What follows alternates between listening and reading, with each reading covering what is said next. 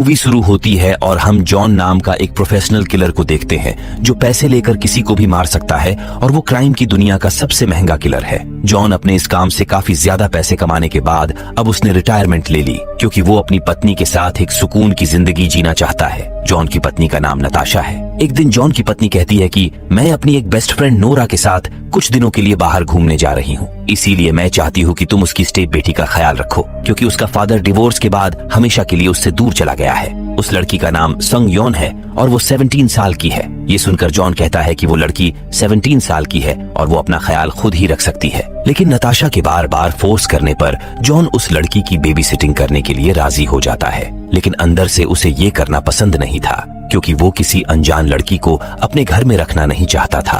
अगले दिन जॉन अपनी पत्नी नताशा और नोरा को एयरपोर्ट पर छोड़ता है और शाम के समय वो संग योन को एक कॉफी शॉप से लेने जाता है। घर जाते समय संग योन जॉन से कहती है कि आज रात मैं अपनी फ्रेंड के घर रहना चाहती हूँ। ये सुनकर जॉन भी इसके लिए मान जाता है, लेकिन जाने से पहले जॉन संग योन को कुछ पैसे देता है और पैसों के साथ साथ वो उसके वॉलेट में एक ट्रैकिंग डिवाइस भी डाल देता ताकि संग योन की लोकेशन उसे पता चलती रहे। जॉन संग योन और उसकी फ्रेंड को मॉल के पास छोड़कर अपने घर चला जाता है, लेकिन आधी रात को संग योन जॉन को कॉल करती है। वो कहती हैं कि उसके पेट में तेज दर्द हो रहा है, इसलिए जॉन जल्दी से उसकी मदद करने के लिए आए। जॉन जब अपनी नींद खराब करके यहाँ पर आता है तो वो देखता कि सुंग योन तो अपने बॉयफ्रेंड के साथ एंजॉय कर रही है। ये देखकर जॉन अंदर ही अंदर काफी गुस्सा होता है और ये समझ जाता है कि संग योन ने उसे बेवकूफ बनाया है ताकि वो उसके साथ वापस घर जा सके। जॉन उससे कहता कि तुम तो अपनी बेस्ट फ्रेंड के घर जाने वाली थी, लेकिन संग योन उसकी बातों का कोई भी जवाब नहीं देती क्योंकि वो फोन में किसी से चैट कर रही है। अब ये सारी चीजें देखकर जॉन को खुद पर काफी गुस्सा आता है, लेकिन वो अपने गुस्से पर कंट्रोल करता है। संग योन उसे यहाँ से जाने के लिए कहती है क्योंकि इसकी एक दूसरी फ्रेंड उसे अपने घर बुला रही थी। अब जॉन यहाँ से जाने लगता है, लेकिन वो देखता है कि संग योन अपने बॉयफ्रेंड के साथ कहीं जा रही है। जॉन समझ जाता है कि संग योन ने उसे फिर से बेवकूफ बनाया है। इस जगह का माहौल काफी ज्यादा खराब था और जॉन को यहाँ अपनी रिस्पॉन्सिबिलिटी का ख्याल आता है, इसलिए वो सुंग योन के पीछे जाता है। जॉन को जल्द ही सुंग योन की लोकेशन पता चल जाती है क्योंकि उसके वॉलेट में एक ट्रैकिंग डिवाइस थी। जॉन यहाँ एक सुनसान जगह पर आता है। अंदर हम डोना नाम की एक लड़की को देखते हैं जो सुंग योन से कहती है कि अगर तुम मेरे क्लाइंट को खुश कर दो तो मैं तुम्हें $200 दूंगी। यहाँ हम जान पाते हैं कि सुंग योन का बॉयफ्रेंड जानबूझकर उसे यहाँ पर लेकर आया है। डोना सुंग योन को धमकी देती है कि अगर तुमने मेरी बात नहीं मानी तो मैं तुम्हें यहाँ से जाने नहीं दूंगी। ये सुनकर सुंग योन उसे गाली देती है। डोना उसे थप्पड़ मारने वाली थी कि तभी यहाँ पर जॉन आ जाता है। जॉन उन सबसे कहता है कि अगर सुंग योन को जरा भी खरोच आई तो मैं तुम सबको नहीं छोड़ूंगी। सुंग योन का बॉयफ्रेंड जॉन को एक मामूली इंसान समझकर उससे लड़ने के लिए आता है, लेकिन जॉन जो कि एक प्रोफेशनल फाइटर है और वो बड़े ही आसानी से उसकी चाकू ले लेता है। अब यहाँ मौजूद सभी लड़के जॉन से लड़ने लगते हैं और जॉन बड़े ही आसानी से सबको डिफीट कर देता है। जॉन सभी को यहाँ से जाने के लिए कहता है, लेकिन अचानक से डोना उस पर एक चाकू से स्टेप करती है, लेकिन उससे जॉन के ऊपर कोई भी फर्क नहीं पड़ता। जॉन डोना को एक पंच मारता है और वो बेहोश होकर नीचे गिर जाती है। अब जॉन सुंग योन को लेकर यहाँ से निकल जाता है। जॉन के उस काम से सुंग योन अब उसे एक अच्छा इंसान मानने लगती है, जिससे दोनों के बीच काफी अच्छी दोस्ती हो जाती है। रात में दोनों डिनर करने के लिए बाहर जाते हैं। घर लौटते समय रास्ते में इन्हें पुलिस चेकिंग दिखाई देती है। यहाँ ऑफिसर ली जॉन की कार रोककर उससे कुछ पूछताछ करता है। ऑफिसर ली जॉन को बताता है कि यहाँ कुछ कॉलेज स्टूडेंट्स का मर्डर हुआ है, इसलिए यहाँ पर चेकिंग चल रही है। थोड़े सवाल जवाब के बाद ली उसे यहाँ से जाने देता है। तब वह इंटरनेट से उस घटना की जानकारी निकालता है, जिससे उसे पता चलता है कि वो वही लड़के थे जिन्हें उसने कल रात पीटा था। ये न्यूज पढ़कर जॉन को उन लड़कों के लिए थोड़ा बैड फील होता है। अगली सुबह ली जॉन से पूछताछ करने के लिए उसके घर आता है क्योंकि उसे जॉन के ऊपर शक था। ली जॉन को एक सीसीटीवी फुटेज दिखाता है जिसमें उसकी कार जा रही होती है। ली कहता है कि क्राइम सीन के पास वाली रोड पर कल रात तुम्हारी कार क्या कर रही थी। ये देखकर जॉन बड़े ही चालाकी से उसका जवाब देता है कि केवल मेरी ही कार उस रास्ते से नहीं गई है, बल्कि और भी गाड़ियां थी जो वहां से गई है। ली उसे एक और फुटेज दिखाता है जिसमें सुंग योन उन्हीं लड़कों के साथ थी जिनका कल रात मर्डर हुआ था, लेकिन फोटो साफ न होने की वजह से जॉन उसे टाल देता है। ली के इतने सटीक इन्वेस्टिगेशन से जॉन को उस पर शक होने लगता है। ली के जाने के बाद सुंग योन जॉन से सॉरी बोलती है क्योंकि वो बहुत ही डर गई है। सुंग योन का डरा हुआ चेहरा देखकर जॉन को एक लड़की की याद आ जाती है जिससे वो पास्ट में मिला था। ये लड़की जीने की सारी उम्मीदें छोड़ चुकी थी और आत्महत्या करने जा रही थी, लेकिन जॉन उसे ऐसा करने से मना करता है और सब कुछ भुलाकर उसे जिंदगी में आगे बढ़ने के लिए कहता है। तभी यहाँ डोना सुंग योन को कॉल करती है। वो जॉन से बात करती है और कहती है कि वो सब लड़के मर चुके हैं और जो चाकू तुमने उन लड़कों से छीना था उस पर तुम्हारी अंगुलियों के निशान है। मतलब कि अगर वो चाकू मैंने पुलिस को दे दी तो तुम मुसीबत में पड़ सकते हो। डोना कहती है कि अगर 1 घंटे के अंदर तुम मेरी बताई हुई जगह पर नहीं आए तो मैं सारा सबूत पुलिस को दे दूंगी। ये सुनकर जॉन डोना से मिलने के लिए तैयार होता है और जाने से पहले वो सुंग योन को एक ब्रेसलेट देता है जिसके अंदर एक ट्रैकिंग डिवाइस है। संग योन को अकेला छोड़कर जॉन डोना से मिलने के लिए निकल जाता है। जॉन एक बिल्डिंग के पास आता, यहाँ आकर उसकी मुलाकात जोंग नाम के एक आदमी से होती है जो कि डोना का कजिन है और उसका काम अंडर एज लड़कियों को किडनैप करके उन्हें बेचने का है। जंग अपने एक आदमी से जॉन को जान से मारने के लिए कहता है, लेकिन जॉन बड़े ही आसानी से उसके आदमी को डिफीट कर देता है। जॉन डोना से वो चाकू मांगता है जिस पर उसके फिंगरप्रिंट थे, लेकिन डोना उसे देने से मना करती है। ये देख जॉन जंग के आदमी को टॉर्चर करने लगता है, जिसे देख जंग डर जाता है और वो चाकू को जॉन के पास फेंक देता है। जॉन जब चाकू लेने के लिए नीचे झुकता है तभी अचानक से जंग उस पर गोली चलाते हुए यहाँ से भागने लगता है। चाकू लेकर जॉन जल्दी से जंग के पीछे जाता है। यहाँ जॉन की मुलाकात एक फाइटर से होती है जो उसके बराबरी का टक्कर देता है, लेकिन जॉन उसे बुरी तरह से घायल करके यहाँ से चला जाता है। फाइट के बाद जॉन सीधा अपने घर आता है। घर आकर उसे पता चलता है कि यहाँ पर कई सारे लोग आए थे जो सुंग योन को किडनैप करके ले गए हैं। जॉन जल्दी से सुंग योन के ट्रैकिंग ब्रेसलेट के जरिए उसकी लोकेशन का पता लगाता है और फिर अपनी गन्स लेकर वहां जाने के लिए निकल जाता है। जॉन एक सुनसान गली में आता है। यहाँ जॉन सीधा हमला करता है, जिसे देख डोना यहाँ से भागने लगती है, लेकिन जॉन उसे पकड़ लेता है। जॉन उससे पूछता है कि सुंग योन कहाँ पर है। डोना कहती है कि अगर तुमने मुझे मारा तो मेरे साथी सुंग योन को मार देंगे, जिसके बाद तुम्हें उसकी लाश भी नहीं मिलेगी। ये सुनकर जॉन उसे नहीं मारता बल्कि उसे टॉर्चर करने लगता है, जिसके बाद डोना जॉन को सारा सच बताने लगती है।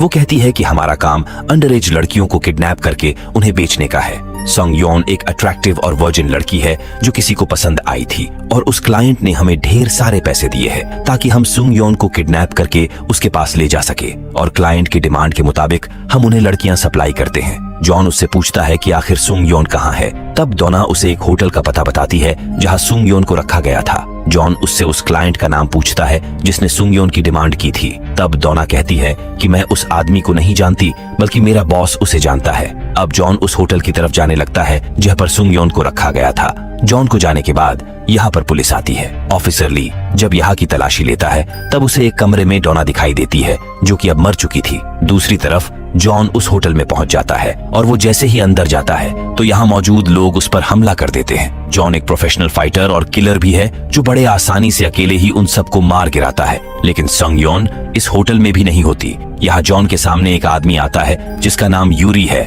और ये भी एक प्रो फाइटर है। यूरी रशियन माफिया के लिए काम करता है और वो जॉन से कहता है कि कल सुबह 8 बजे सुंग योन को एक शिप के जरिए रशिया भेज दिया जाएगा, लेकिन तुम उसे बचा नहीं पाओगे क्योंकि मैं तुम्हें यहाँ पर मार दूंगा। जॉन सुंग योन को बचाना चाहता था, इसलिए वो यूरी से लड़ाई नहीं करता और यहाँ से जाने लगता है, लेकिन यूरी उसके पीछे जाता है। अंदर दोनों के बीच एक लंबी फाइट होती है। अब क्योंकि दोनों ही एक प्रोफेशनल फाइटर थे, इसलिए दोनों एक दूसरे को बराबर की टक्कर देते हैं। मौका पाकर जॉन यूरी को एक रस्सी से बांधकर खिड़की से नीचे कूद जाता है। वो एक कार के ऊपर गिरता है जो ऑफिसर ली की थी। ऑफिसर ली जॉन को गन पॉइंट पर लेता है और उसे अपने साथ पुलिस स्टेशन चलने के लिए कहता है, लेकिन जॉन बड़े ही चालाकी से उसकी गन ले लेता है और उसे बंदी बनाकर उसी की कार से सुंग योन को बचाने के लिए निकल जाता है। कुछ समय बाद जॉन उस कार्गो पोर्ट पर आ जाता है जहां से सुंग योन को रशिया भेजा जा रहा था। जॉन को यहाँ एक कार के अंदर सुंग योन दिखाई देती है। जॉन जल्दी से उन सभी गैंगस्टर के ऊपर हमला करता है जिन्होंने सुंग योन को किडनैप किया था। उन लोगों को मारकर जॉन सुंग योन को बचा लेता है, लेकिन तभी जंग उन पर हमला करता है, पर जॉन उसे बुरी तरह से पीट देता है और उससे पूछता है कि आखिर वो कौन है जिसने सुंग योन की डिमांड की थी, लेकिन जंग उसे कुछ भी नहीं बताता, जिसके बाद जॉन उसे शूट कर देता है। ये सारी चीजें देखकर ली डर रहा होता है। जॉन जब जंग की तलाशी लेता है तब उसे एक मोबाइल मिलता है और जंग ने आखिरी कॉल ऑफिसर ली को ही किया था। जॉन यहाँ समझ जाता है कि ऑफिसर ली भी उन्हीं लोगों के साथ मिला हुआ है जो लोग लड़कियों की तस्करी करते हैं। जॉन ली से कहता है कि तुम मुझे उस आदमी के बारे में बताओ जो इन सब का राइट हैंड है, वरना मैं ये मोबाइल मीडिया को दे दूंगा, जिसके बाद तुम्हारा सारा सच लोगों के सामने आ जाएगा कि तुम एक करप्ट ऑफिसर हो जो लड़कियों की तस्करी करने में एक गैंग की मदद करते हो। अब इस जगह पर पुलिस की एक टीम आ रही थी, इसलिए ली उसकी बात मान लेता है। ली ऑफिसर्स को यहाँ हुई सभी चीजें एक पुलिस ऑफिसर को बताता है और सुंग योन के साथ साथ जॉन को भी हॉस्पिटल भेज देता है। हॉस्पिटल में जब संग योन को होश आता है तब वो जॉन से माफी मांगती है और कहती है कि ये सब मेरी वजह से हो रहा है, लेकिन जॉन उसे शांत करता है और कहता है कि इसमें तुम्हारी कोई भी गलती नहीं है। हॉस्पिटल में ली जॉन को बताता है कि तुमने सुंग योन को बचाने के लिए जितने भी मर्डर किए हो, मैंने उन सभी को दबा दिया है। जॉन कहता है कि मुझे उसी दिन पता चल गया था कि तुम डोना के बॉस के लिए काम करते हो, क्योंकि मैंने तुम्हारे कार की डिग्गी में डोना की डेड बॉडी देखी थी। तुम जानते थे कि अगर पुलिस को डोना की बॉडी मिली तो वो इन्वेस्टिगेशन करके उसके बॉस को पकड़ सकते थे, इसलिए तुमने डोना की बॉडी वहां से हटा दी। ये सब जानकर ली काफी हैरान होता है। जॉन कहता है कि तुम मुझे उन रशियन माफिया के बारे में जानकारी ला कर दो जो लड़कियों की तस्करी करता है। पहले तो ली ऐसा करने से मना करता है क्योंकि ये बहुत जोखिम भरा काम है, लेकिन फिर ली उसकी बात मान लेता है क्योंकि जॉन के पास उसके खिलाफ सबूत थे जो उसके पूरे करियर को खत्म कर सकता है। दूसरे दिन ली जॉन को कॉल करता है और उसे एक होटल का पता देता है जहां पर पार्क नाम का एक आदमी रुका हुआ है। पार्क उसी गैंग का मेंबर है जो अंडरएज लड़कियों को किडनैप करके उन्हें रशिया भेजता है। उधर पार्क को भी पता चल जाता है कि इंटरपोल ऑफिसर को इसके ठिकाने के बारे में पता चल गया है, इसलिए वो जल्दी से यहाँ से इस होटल से निकलने लगता है। लेकिन तभी यहाँ पर जॉन आ जाता है। जॉन एक एक करके उसके सभी आदमियों को मार गिराता है और पार्क को बुरी तरह से पीटकर उससे उस आदमी के बारे में पूछता है जिसने संग योन की डिमांड की थी। पार्क यहाँ एक लेडी को कॉल करता है जो कि इनके धंधे में इन्वॉल्व है और उसे ये लोग पिग मामा के नाम से जानते हैं। पिग मामा के कॉल के जरिए जॉन को पता चलता है कि संग योन की डिमांड करने वाला एक जज है जिसका नाम किम है।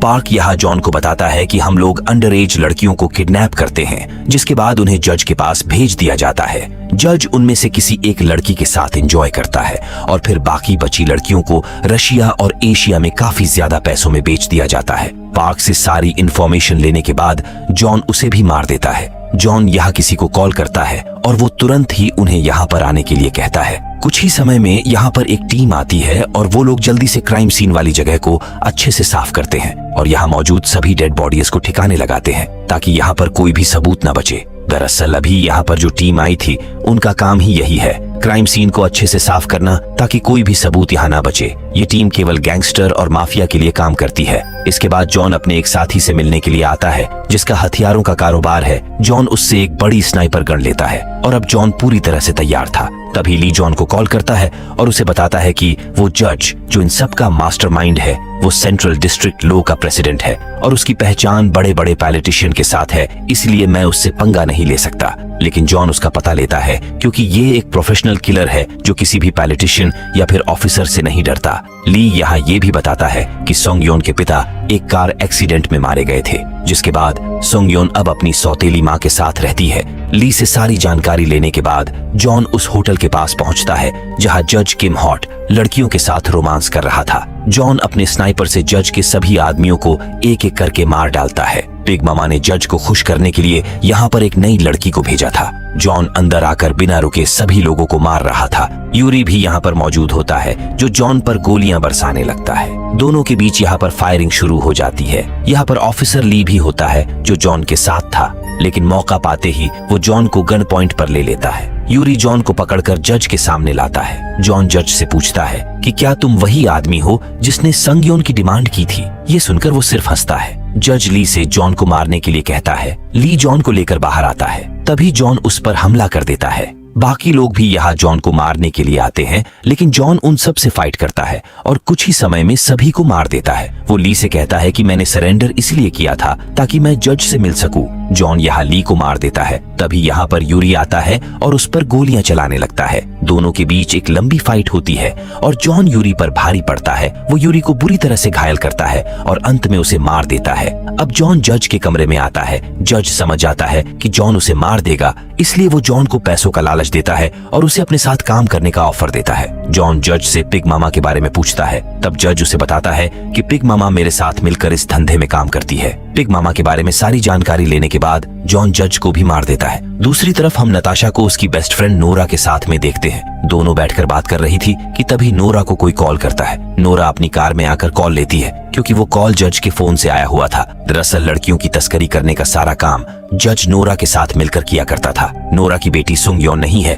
क्योंकि ये उसकी स्टेप माँ थी, इसलिए वो अपनी गोद ली हुई बेटी को काफी ज्यादा पैसों में बेच रही थी। ये सारी बातें जज ने जॉन को बता दिया था। जॉन जज को मारकर उसके फोन से नोरा को कॉल करता है और नोरा जब कार के अंदर कॉल पिक करती है तब यहाँ हम जॉन को देखते हैं जो उसके पीछे बैठा हुआ था। जॉन को देखकर नोरा काफी हैरान होती है। दरअसल नोरा नहीं जानती थी कि जॉन एक प्रोफेशनल किलर है, बल्कि वो उसे एक नॉर्मल इंसान समझ रही थी। जॉन नोरा को शहर से दूर ले जाता है और नोरा से कहता है कि मैं सुंग योन का ध्यान रखूंगा। ये कहकर वो उसे मार देता है। जॉन यहाँ उसी टीम को बुलाता है जो क्राइम सीन को साफ करते थे। वो लोग यहाँ से सारे सबूत मिटा देते हैं। इसके बाद जॉन अपनी पत्नी से मिलता है और उसे गले लगाता है। यहाँ हमें पता चलता है कि पास्ट में जॉन ने जिस लड़की को सुसाइड करने से बचाया था वो लड़की कोई और नहीं बल्कि वो नताशा ही थी। और अब मूवी यहीं पर खत्म हो जाती है।